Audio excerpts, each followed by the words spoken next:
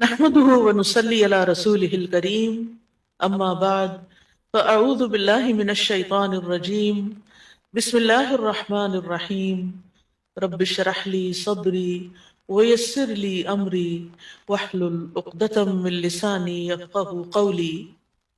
ابن مسعود کہتے ہیں جب کوئی آدمی اللہ سے سوال کرنے کا ارادہ کرے تو پہلے وہ اللہ کی ایسی حمد و ثنا بیان کرے جو اس کے لائق ہے، پھر نبی صلی اللہ علیہ وسلم پر درود بھیجے، اس کے بعد دعا کرے۔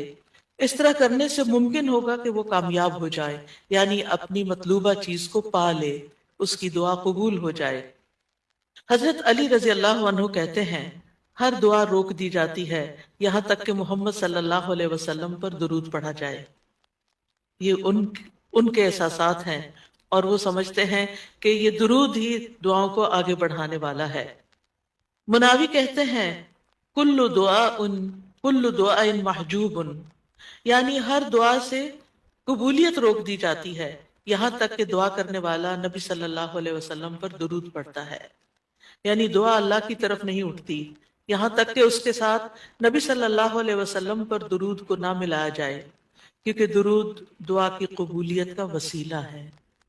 ہم نے دعا کی اہمیت اور آداب میں پڑھا تھا کہ کچھ وسیلے ایسے ہیں جو جائز ہیں اور کچھ وسیلے ایسے ہیں جو درست نہیں ہیں۔ تو جائز وسیلوں میں سے ایک وسیلہ کیا ہے کہ ہم درود پڑھیں تاکہ ہماری دعا آگے بڑھے۔ دعا میں درود کی وجہ سے اللہ سبحانہ وتعالی ہماری ساری ضروریات کے لیے کافی ہو جاتا ہے۔ صحیح الترغیب والترہیب میں آتا ہے ایک شخص نے عرض کیا، اے اللہ کے رسول صلی اللہ علیہ وسلم، کیا میں اپنی دعا کا تہائی یعنی 1/3 حصہ آپ پر درود پڑھنے کے لیے مقرر کر دوں؟ آپ نے فرمایا ہاں، اگر تم چاہو تو۔ اس نے کہا 2/3 2/3؟ آپ نے فرمایا ہاں، اگر تم چاہو۔ اس نے کہا اگر میں ساری دعا درود کے لیے مقرر کر دوں؟ تو رسول اللہ صلی اللہ علیہ وسلم نے فرمایا پھر تو اللہ تمہاری دنیا اور آخرت کے غم و فکر کے لیے تمہیں کافی ہو جائے گا۔ اس کا یہ مطلب نہیں ہے کہ ہم پھر کوئی دعا مانگے ہی نہ، اس کا مطلب یہ ہے کہ زیادہ سے زیادہ درود پڑھیں۔ یعنی دعائیں تو ہم مخصوص وقت میں پڑھتے ہیں یا پھر جب جب کوئی ضرورت پیش آتی ہے، لیکن درود ہم ہر وقت پڑھ سکتے ہیں۔ یعنی ہماری تمام روزانہ کی جو روٹین ہے، چلتے پھرتے اٹھتے بیٹھتے، کیونکہ کچھ لوگوں نے اس کے ساتھ بھی بڑی پابندیاں عائد کی ہوئی ہیں کہ اس بغیر وضو کے درود نہ پڑھا جائے، سر پہ دوپٹے کے بغیر درود نہ پڑھا جائے، راستے میں کہیں درود نہ پڑھے، ایسا کچھ نہیں ہے۔ دعا ہو، ذکر ہو، درود ہو، وضو کے ساتھ، وضو کے بغیر، راستے میں، سوتے جاگتے اٹھتے بیٹھتے، ہر جگہ پڑھ سکتے ہیں۔ صرف یہ ہے کہ نماز جو ہے وہ وضو کے بغیر نہیں ہوتی، وہ پوری طرح سطر ڈھانکے بغیر نہیں ہوتی۔ آپ لمبی سے لمبی نماز پڑھ رہے ہیں لیکن آپ نے ایسا دوپٹہ اوڑا ہوا ہے کہ آپ کے بال جھلک رہے ہیں تو آپ کی نماز نہیں ہوگی، آپ کی محنت ضائع ہو جائے گی۔ لیکن درود شریف کے وقت اگر آپ کام کر رہے ہیں، مثلا کھانا پکا رہے ہیں اور آپ نے دوپٹہ اتار کے ایک طرف رکھا ہوا ہے کہ بار بار وہ بیچ میں اٹک رہا ہے، تو کوئی حرج نہیں، سر ننگا بھی ہے تو درود شریف پڑھ سکتے ہیں۔ تو درود شریف پڑھتے رہنے سے انسان کے سارے مسائل حل ہو جاتے ہیں، خاص طور پر اگر آپ کے دل پر بوجھ ہے، غم ہے، پریشانی ہے، تو درود ان چیزوں کو دور کرنے والا ہے، ان کا ازالہ کرنے والا ہے۔ یہ دنیا اور آخرت کی خیر کو جمع کرنے والا ہے، کیونکہ اللہ تعالیٰ جس کو غم اور فکر میں کافی ہو جائے تو ایسا شخص دنیا اور آخرت دونوں کی پریشانیوں سے نکل جائے گا، کیونکہ نبی صلی اللہ علیہ وسلم نے درود کی فضیلت کیا بتائی کہ پھر اللہ تعالیٰ اس کو دنیا اور آخرت کے ہم و غم کے لیے کافی ہو جائے گا، یعنی پھر سارے معاملات آپ کے اللہ کے سپرد ہو جائیں گے۔ یعنی اذن یکفیک اللہ ما اہمک، تمہاری دینی، دنیاوی، اخروی معاملات، ہر چیز میں جو پریشانیاں ہیں انشاءاللہ وہ دور ہو جائیں گی۔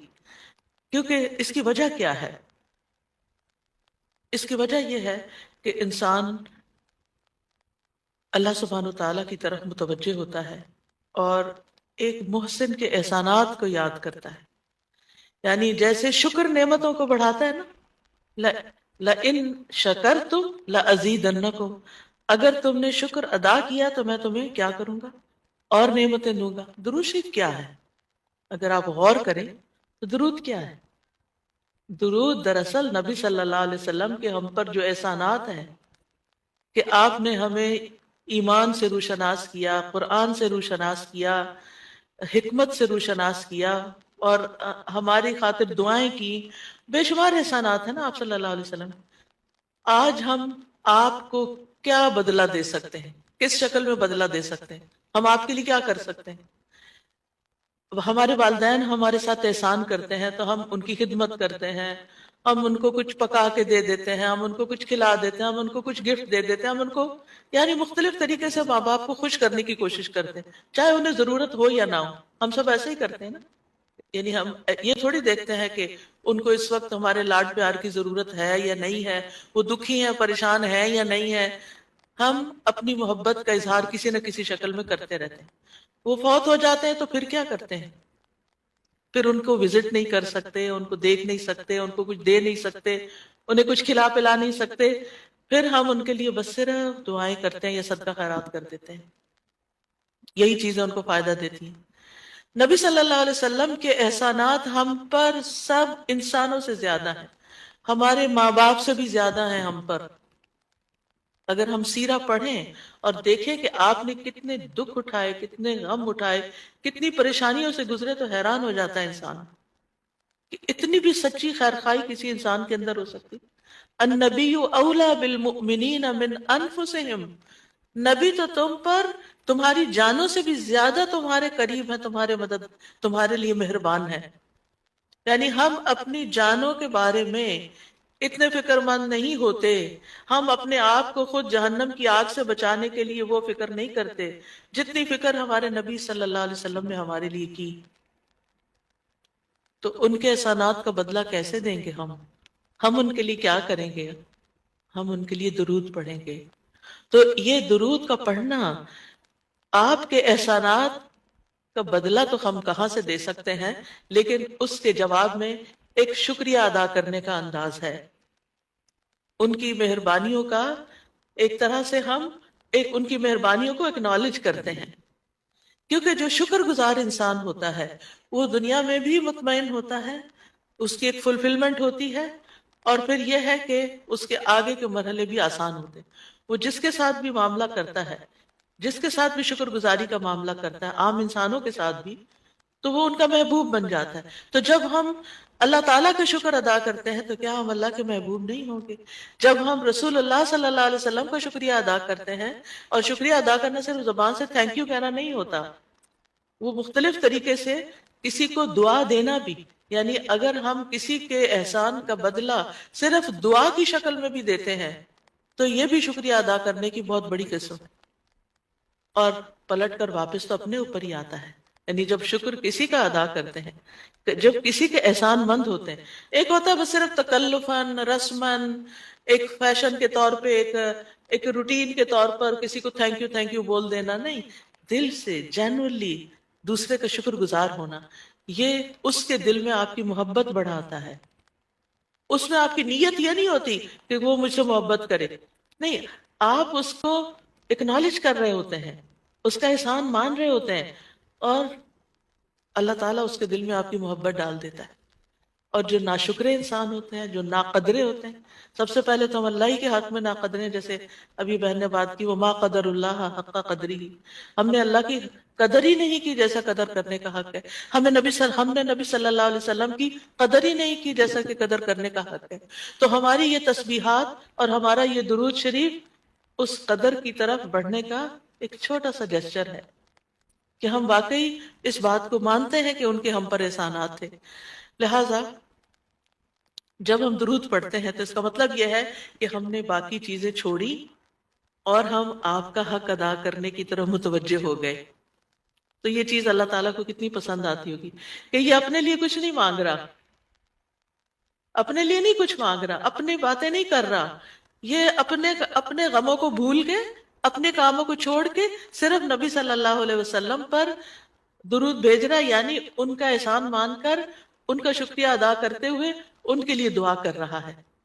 نبی صلی اللہ علیہ وسلم اللہ تعالیٰ کے محبوب ہیں، سب سے بہترین بندے ہیں، سب سے بہترین نبی ہیں، اللہ تعالیٰ سے محبت کرتا ہے. اللہ تعالیٰ فرماتے ہیں قل ان کنتم تحبون اللہ فاتبعونی یحببکم اللہ. کہہ دیجیے اگر تم اللہ سے محبت کرتے ہو میری اتباع کرو اللہ تم سے محبت کرے گا. تو نبی صلی اللہ علیہ وسلم کی اتباع ہو، آپ کی سنتوں پر عمل کرنا ہو، آپ پر درود پڑھنا ہو، یہ سب اس میں اضافہ کرتا ہے اللہ کی محبت بندے کو ملتی ہے. یحببکم اللہ، اللہ تم سے محبت کرے گا. اور جس کو اللہ تعالیٰ محبت، جس سے اللہ تعالیٰ کو یعنی اللہ تعالیٰ جس سے محبت کرے پھر اس کی تو بات ہی کیا. سیجعل لهم الرحمن ودا، اس کے مسائل کیسے حل نہیں ہوں گے؟ اس کے مسائل ضرور حل ہوں گے، اس کے غم دور ہوں گے، اس کی پریشانیاں دور ہوں گی. لہذا جب ہم اس سٹیٹ میں آ جاتے ہیں تو پھر آپ دیکھیں کہ یہ درجہ اس سے بھی بڑھ جاتا ہے جو ہم اپنے لیے خود کچھ مانگ رہے ہوتے ہیں نا. کیونکہ جب آپ کو کسی سے محبت ہوتی ہے تو آپ اس کے لیے کچھ بھی کرنے کو تیار ہوتے ہیں. یہ تو انسان کا حال ہے، انسان کی محبت ہے نا. تو جس انسان سے اللہ کو محبت ہو پھر اس کے مسئلے کیسے حل نہیں ہوں گے؟ اللہ سبحانہ وتعالیٰ اس کے لیے بہترین بہترین چیزیں کیوں نہیں کریں گے؟ تو اس طرح یہ درود جو ہے وہ دعا سے بھی بازی لے جاتا ہے کہ انسان اللہ کی محبت حاصل کر لیتا ہے اور اس کے نتیجے میں دعائیں قبول ہوتی ہیں اور اللہ تعالیٰ کی طرف سے رحمتیں آتی ہیں، درجے بلند ہوتے ہیں، گناہ معاف ہوتے ہیں. لیکن اس کا یہ مطلب ہرگز نہیں کہ آپ باقی دعائیں نہ مانگیں، کیونکہ خود نبی صلی اللہ علیہ وسلم نے ساری طرح دعائیں مانگی ہیں. یہ جو ہم آپ کو جتنی بھی دعائیں سکھا رہے ہیں یہ مسنون دعائیں ہیں. اور اس کلاس سے پہلے جو دعاؤں کی کلاس ہوتی ہے اس میں جب آپ بیٹھے ہوتے ہیں اور جتنی دعائیں آپ کو کہلائی جا رہی ہوتی ہیں انہیں صرف لفظ سمجھ کے اور ادھر ادھر دیکھ کے نہیں پڑھیں، ان کو دعا سمجھ کے پڑھیں. آپ سمجھیں آپ دعا کر رہے ہیں. اگر آپ کو دعائیں آتی ہیں تو دعا کرنے کے انداز میں پڑھیں، دعائیں نہیں آتی تو ان کو یاد کریں، اور اگر یاد ہے تو پروننسیشن ٹھیک کریں. ہر کوئی اپنا اپنا الگ ٹارگٹ رکھ لے اور اس کو ریپیٹڈلی پڑھیں، کیونکہ دعا میں تکرار بھی ضروری ہے. ہم آداب میں پڑھ چکے ہیں اصرار ضروری ہے، تکرار ضروری ہے، افتقار ضروری ہے. تو اپنی محتاجی، اپنی عاجزی، اپنی ہمبلنس کو ظاہر کرتے ہوئے اللہ تعالیٰ سے مانگتے رہیں. تو درود جو ہے اس کے بارے میں جو قرآن مجید میں آتا ہے، بے شک اللہ اور اس کے فرشتے نبی پر رحمت بھیجتے ہیں. اے لوگو جو ایمان لائے ہو تم بھی ان پر درود بھیجو اور خوب خوب سلام بھی بھیجتے رہا کرو. ان اللہ و ملائکتہ یصلون علی النبی، اللہ سبحانہ و تعالی خود اور اس کے فرشتے نبی صلی اللہ علیہ وسلم پر درود بھیجتے ہیں. اللہ سبحانہ و تعالی درود بھیجتے ہیں، اس کا کیا مطلب ہے؟ یعنی اللہ سبحانہ و تعالی ملائے اعلیٰ میں، آسمانوں کی بلند مجلس میں اپنے بندے، اپنے نبی محمد صلی اللہ علیہ وسلم کی تعریف کرتے ہیں، ان کے بلند مرتبے اور ان کی بلند شان کی خبر دیتے ہیں. اللہ تعالیٰ ان کی خود تعریف کرتے ہیں، ثنا کرتے ہیں، آپ پر رحمتیں اور برکتیں نازل کرتے ہیں. اور فرشتے بھی درود بھیجتے ہیں. جیسے فرشتے تسبیح کرتے ہیں نا، اور جیسے فرشتے جو ہے کائنات کی باقی چیزیں سب اللہ کی حمد و ثنا کرتے ہیں، تو نبی صلی اللہ علیہ وسلم پر بھی فرشتے درود بھیجتے ہیں. اور وہ بھی ان کا درود بھیجنا کیا ہے کہ آپ کے لیے رحمت اور مغفرت اور بلندی درجات کی دعا. یعنی ایک تو فرشتے ایمان والوں کے لیے دعا کرتے ہیں، دوسرا یہ کہ فرشتے نبی صلی اللہ علیہ وسلم کے لیے خاص دعائیں کرتے ہیں. تو اگر اللہ تعالیٰ ان پہ درود بھیجتا ہے، ان پہ رحمتیں نازل کرتا ہے، فرشتے درود بھیجتے ہیں، تو پھر اہل ایمان کو کیا کرنا چاہیے؟ پہلے اللہ تعالیٰ اور فرشتوں کی بات کی گئی تاکہ ہمارے اندر بھی شوق پیدا ہو کہ ہم بھی درود بھیجیں. یا ایھا الذین آمنوا صلوا علیہ وسلموا تسلیما، کہ اے ایمان والو تم بھی آپ پر خوب خوب درود اور سلام بھیجو، صلاۃ و سلام بھیجو. یعنی پہلے آسمان والوں کی خبر دی گئی کہ فرشتے ایسا کر رہے ہیں، پھر زمین والوں کو حکم دیا جا رہا ہے کہ تم بھی ایسا کرو. قرطبی کہتے ہیں اس آیت کے ذریعے اللہ نے اپنے رسول کو آپ کی زندگی میں، یعنی رسول اللہ صلی اللہ علیہ وسلم کی زندگی میں اور آپ کی وفات کے بعد آپ کو شرف و مرتبہ بخشا ہے اور آپ کے مقام اور مرتبے کو بیان کیا ہے کہ آپ کا کیا مقام ہے، تاکہ ہم ایمان والے اس مقام کو سمجھیں۔ تو دوسرے لفظوں میں آپ صلی اللہ علیہ وسلم کے لیے اوپر کے جہان اور نیچے کے جہان میں تعریفیں ہوتی ہیں، یعنی ہم بھی آپ کی تعریف کرتے ہیں اور فرشتے بھی آپ کی تعریف کرتے ہیں، ہم بھی آپ کے لیے دعائیں کرتے ہیں، فرشتے بھی آپ کے لیے دعائیں کرتے ہیں، اور اللہ سبحانہ وتعالی ملائے اعلیٰ میں مقرب فرشتوں کے پاس اپنے نبی کی تعریف کرتے ہیں۔ سب سے آپ دیکھیں کہ دنیا میں طرح طرح کی مجالس ہوتی ہیں نا، کچھ مجالس بڑی خاص ہوتی ہیں، خاص خاص لوگ صرف انوائٹڈ ہوتے ہیں، ہر کوئی نہیں وہاں جا سکتا۔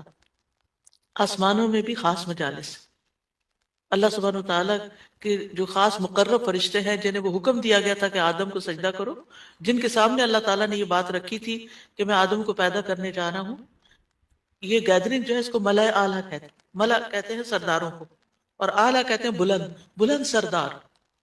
تو یہ ایلیٹ کلاس ہے فرشتوں کی کہ جس کے سامنے اللہ سبحانہ وتعالیٰ نے حضرت آدم کی پیدائش کی بات کی تھی اور پھر اس کے بعد سجدے کا حکم دیا گیا تھا، تو مقرب فرشتوں کے درمیان یا ان کے پاس اللہ سبحانہ وتعالیٰ نبی صلی اللہ علیہ وسلم کی تعریف کرتے ہیں۔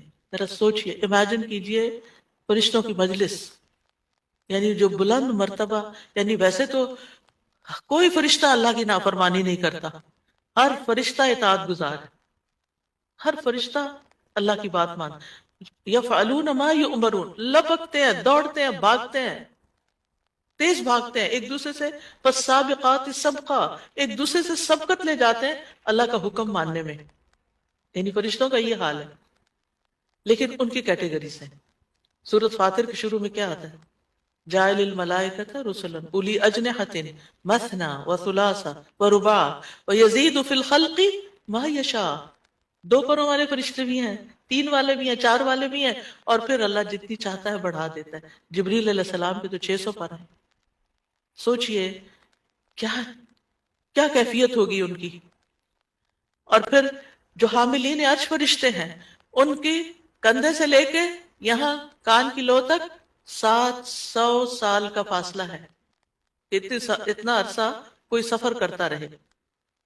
اب آپ خود سوچیں کہ اتنے بڑے فرشتے ہیں وہ، ان کے سامنے اللہ سبحانہ وتعالی محمد صلی اللہ علیہ وسلم کی تعریف فرماتے ہیں۔ آپ کے مقام کا اندازہ کریں، کیا ہم نے قدر کی اپنے نبی کی؟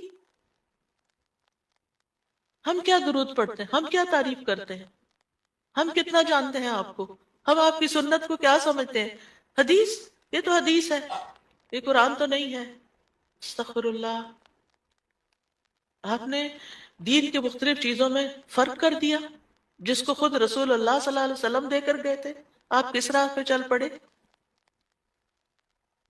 تو آپ سوچئے کہ اللہ کے رسول صلی اللہ علیہ وسلم کی تعریف وہاں ہو رہی، ہماری کوئی آ رہا گزرتا بھی کوئی ہماری تعریف کر دے نا تو ہم ایسے بھول جاتے ہیں کہ بڑی چیز ہو گئے، ہم پتہ نہیں کیا بن گئے ہیں، اس کو بھی بہت کچھ سمجھتے ہیں، کبھی فیس بک پہ لگاتے ہیں یہ فلاں نے ہماری تعریف کی ہے، کبھی کچھ کرتے ہیں، کبھی کچھ کرتے ہیں، تعریف۔ آپ سوچئے پھر ہم کیا ہے اور محمد صلی اللہ علیہ وسلم کیا ہیں، جن کی تعریف اللہ تعالیٰ کر رہے ہیں اور وہ فرشتوں کی مجلس میں کر رہے ہیں، اس تعریف کا کیا کہنا؟ ایسے پیغمبر پر، ایسے نبی پر کیا ہم درود نہیں بھیجیں گے؟ کیا ہم ان کے لیے دعائیں نہیں کریں گے؟ اللہ سبحانہ وتعالیٰ سے ان کے لیے وسیلہ نہیں مانگیں گے؟ تو صلاۃ کا جو لفظ ہے، صلاۃ کا لفظ اس کے معنی میں رحمت بھی ہے، ذکر خیر بھی ہے، دعا بھی ہے۔ رحمت، ذکر خیر اور دعا۔ قاموس میں ہے الصلاۃ الدعاء والرحمت والاستغفار وحسن الثناء من اللہ عز وجل علی رسولہ صلی اللہ علیہ وسلم۔ صلاۃ سے مراد دعا، رحمت، استغفار اور اللہ عز وجل کی طرف سے اس کے رسول کی تعریف ہے، یعنی درود کا یہ مطلب ہے۔ یعنی اللہ تعالیٰ کی طرف سے صلاۃ بھیجنے کا مطلب کیا ہے کہ اللہ تعالیٰ آپ سے راضی ہیں اور آپ پر رحمت نازل کرتے ہیں، ٹھیک ہے؟ یعنی اللہ تعالیٰ آپ پر درود بھیجتے ہیں، یعنی آپ پر رحمت نازل کرتے ہیں اور آپ سے راضی ہیں۔ ابن قیم کہتے ہیں نبی صلی اللہ علیہ وسلم پر اللہ کے صلوات بھیجنے سے مراد اللہ سبحانہ تعالیٰ کا آپ کی تعریف کرنا ہے اور آپ کی دیکھ بھال کرنا ہے اور آپ کے شرف کو ظاہر کرنا ہے اور آپ کی فضیلت اور حرمت کو ثابت کرنا ہے۔ اور فرشتوں کے صلوات بھیجنے کا مطلب کہ وہ دعا کے معنی میں ہے، کہ وہ نبی صلی اللہ علیہ وسلم کے لیے دعا مانگتے ہیں، اور یہ بھی ممکن ہے کہ وہ اللہ سبحانہ تعالیٰ کے ساتھ مل کر نبی صلی اللہ علیہ وسلم کی تعریف کرتے ہیں، کہ فرشتے بھی آپ کی تعریف کرتے ہیں۔ ابو عالیہ کہتے ہیں کہ معزز فرشتوں کا صلوات بھیجنا ان کا دعا کرنا ہے نبی صلی اللہ علیہ وسلم کے لیے۔ ابن عباس کہتے ہیں یصلون کا مطلب ہے وہ برکت کی دعا کرتے ہیں۔ یہ سارے معنی ان میں اختلاف نہیں ہے، یہ مختلف طریقے سے صلوات کے لفظ کو واضح کیا گیا، کیونکہ عام طور پر ہمیں لفظ درود کا بھی مطلب کوئی نہیں آتا ہوتا، یعنی کہ اگر کسی سے پوچھے درود کیا ہوتا ہے، کچھ پتہ نہیں، بس ہوتا ہے درود۔ تو عربی میں درود نہیں کہتے، یہ فارسی کا لفظ ہے، عربی میں صلات کہتے ہیں، اور صلات میں یہ سارے معنی آ جاتے ہیں جو میں عرض کر رہی ہوں۔ اور امت کو کیا حکم ہے کہ وہ آپ کے لیے دعا بھی کریں اور آپ کے حکم کی تعظیم بھی کریں۔ آپ کے حکم کو، جو نبی صلی اللہ علیہ وسلم کا حکم ہے، اس کو سب کے حکم پر فوقیت دیں، اس کو بڑا سمجھیں۔ ایک طرف ماں باپ کا حکم، ایک طرف رسول اللہ صلی اللہ علیہ وسلم کا حکم۔ اگرچہ اللہ سبحانہ تعالیٰ نے ہمیں ماں باپ کے ساتھ احسان کا حکم دیا ہے، ان کی بات ماننے کے لیے بھی کہا ہے، لیکن ان کے مقابلے میں اگر رسول اللہ صلی اللہ علیہ وسلم آ جاتے ہیں تو پھر ہمیں رسول اللہ صلی اللہ علیہ وسلم کی بات کو فوقیت دینی ہے، ترجیح دینی ہے، اہمیت دینی ہے، کیونکہ وہ شخص مومن ہی نہیں ہو سکتا جس کو نبی صلی اللہ علیہ وسلم اس کے والدین، اولاد اور سب انسانوں سے زیادہ محبوب نہ ہو جائے۔ یہ ایمان کا کرائیٹیریا ہے۔ سارے انسانوں، چاہے کوئی کتنے بڑے بڑے اسکالرز ہوں، سائنٹسٹ ہوں، ریسرچرز ہوں، چاند پہ جانے والے لوگ ہوں، جو مرضی ہوں، جہاں رسول اللہ صلی اللہ علیہ وسلم کی بات آ گئی، یہ بات سچی ہے۔ صدق اللہ و رسولہ، اللہ اور اس کے رسول نے سچ کہا ہے، صحیح اوتھینٹک حدیث سامنے آ گئی ہے، ایسا ہی کرنا چاہیے۔ ریسرچز کہتی ہیں شہد نہ کھایا جائے کیونکہ اس میں بہت سویٹنس ہے، نہیں قرآن کہتا ہے کہ شہد میں شفا ہے۔ نبی صلی اللہ علیہ وسلم نے تجربہ کروایا تھا ایک شخص کو، وہ شہد سے پہلے بیمار ہوا تھا اور پھر اسی سے ہی وہ ٹھیک ہوا تھا، جس کا پیٹ خراب ہوا تھا۔ ہمارا یقین ہے اگر شہد خالص ہے، شہد ہے، کچھ اور نہیں، تو پھر اسی میں ہی شفا ہے۔ یہ ہو نہیں سکتا کہ جو بات قرآن کہہ دے اور جو بات نبی صلی اللہ علیہ وسلم کہہ دے پھر اس میں کوئی شک باقی رہے۔ کوئی شک نہیں، ہمیں اس شک کو دل سے نکالنا ہے۔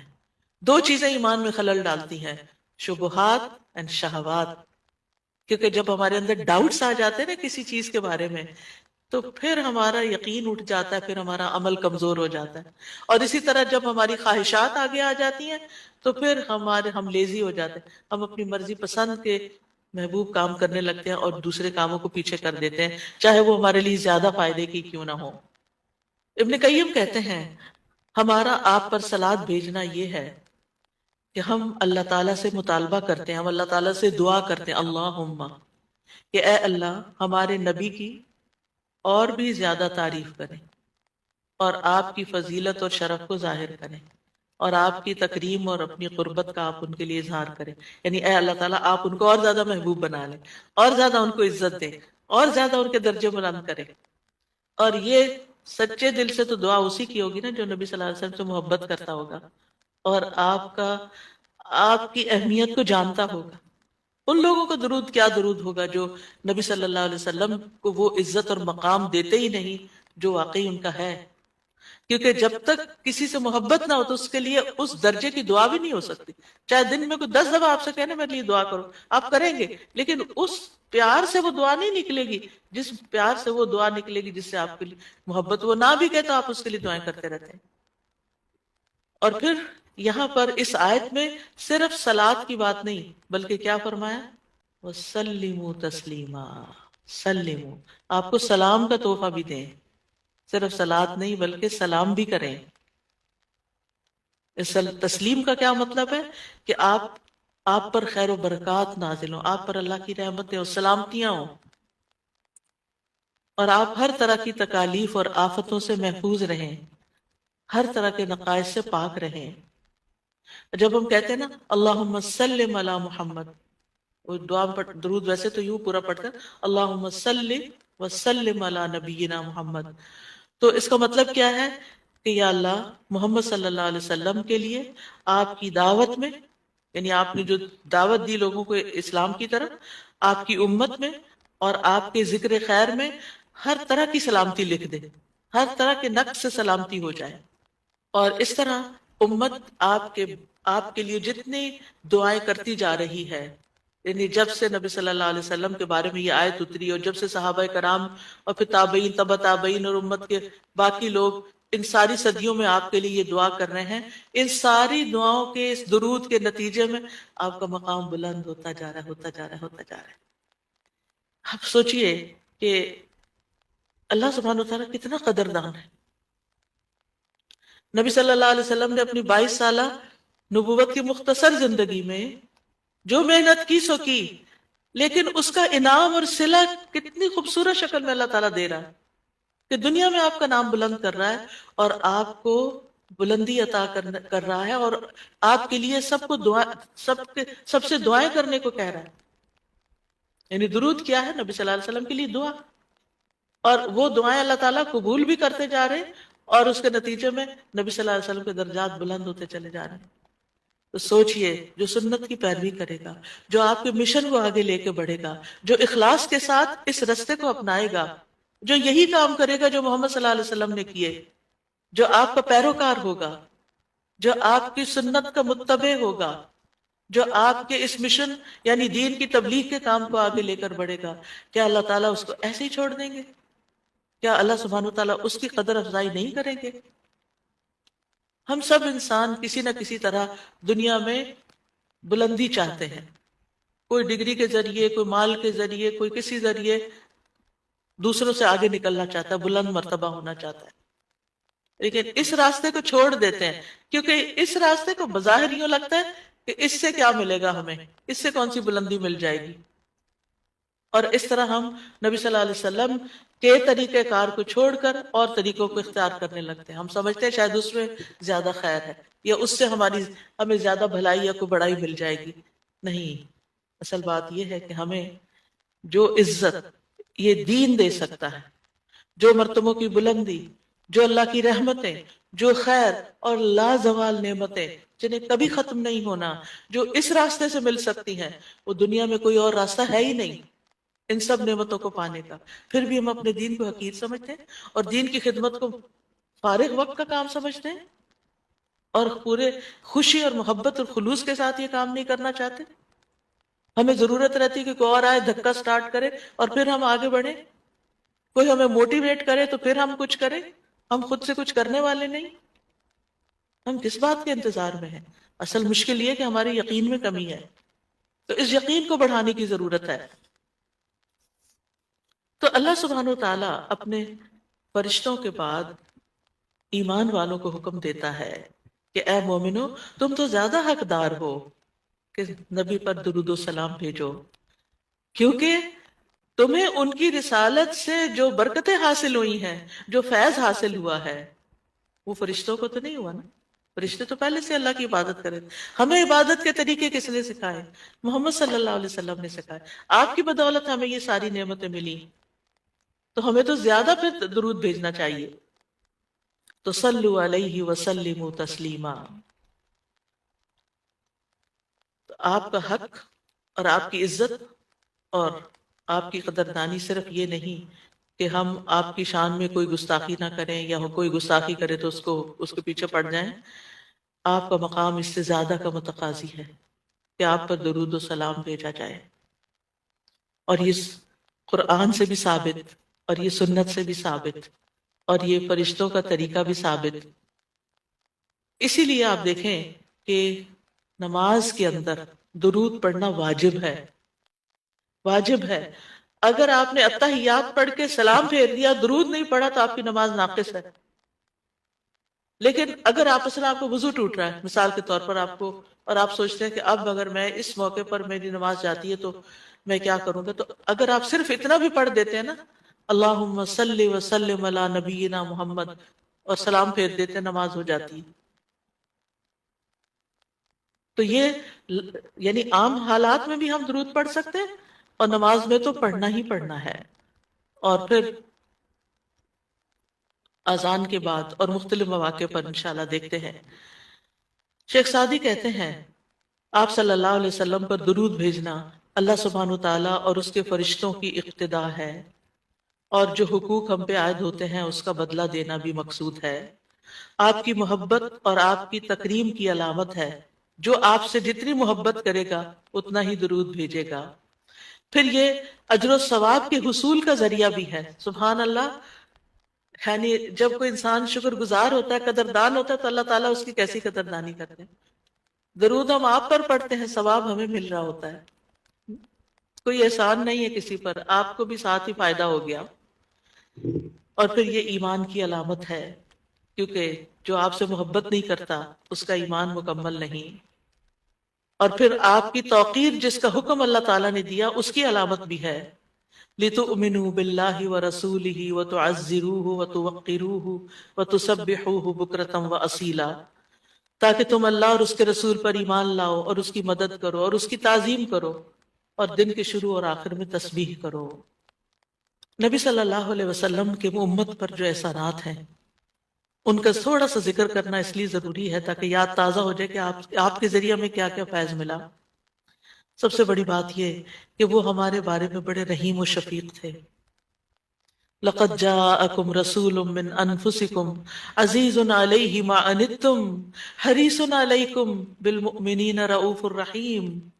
لوگوں، تمہارے پاس تم ہی میں سے ایک رسول آیا ہے، اگر تمہیں کوئی تکلیف پہنچے تو اسے گراں گزرتی، اس کو تکلیف ہوتی ہے۔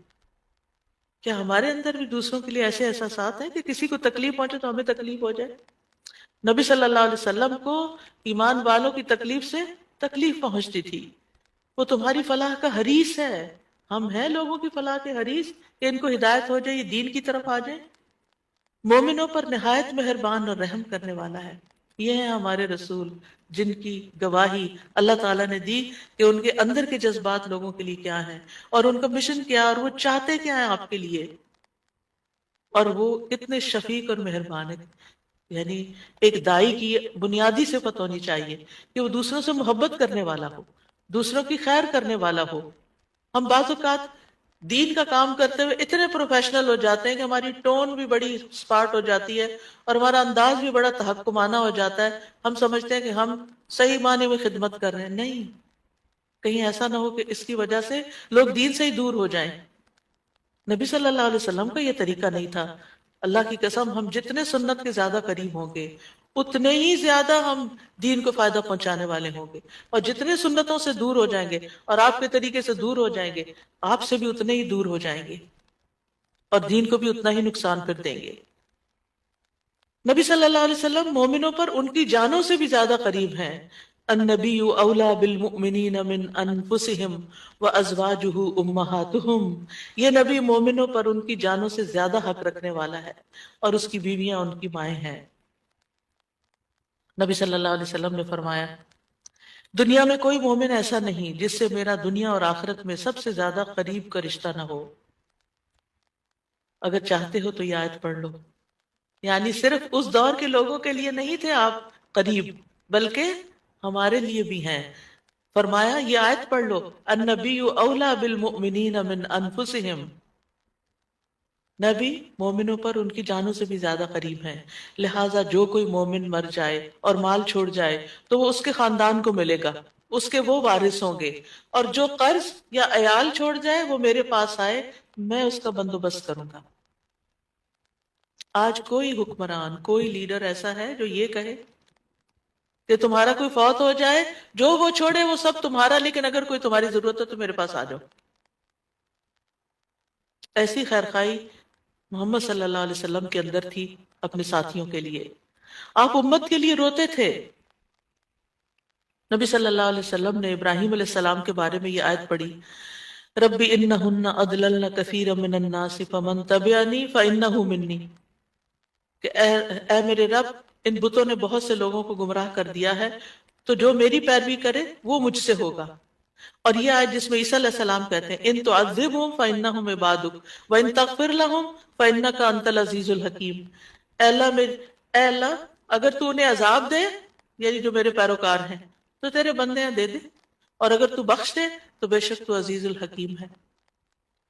نبی صلی اللہ علیہ وسلم نے کیا فرمایا؟ ابراہیم علیہ السلام نے کہا بس وہ میرے ہیں جو میری پیروی کرے. عیسیٰ علیہ السلام نے کہا تیرے بندے ہیں، تو چاہے تو سزا دے دے. نبی صلی اللہ علیہ وسلم کو دیکھیے، پھر آپ نے یہ دو آیتیں پڑھ کے اپنے ہاتھ اٹھائے اور اے فرمایا اے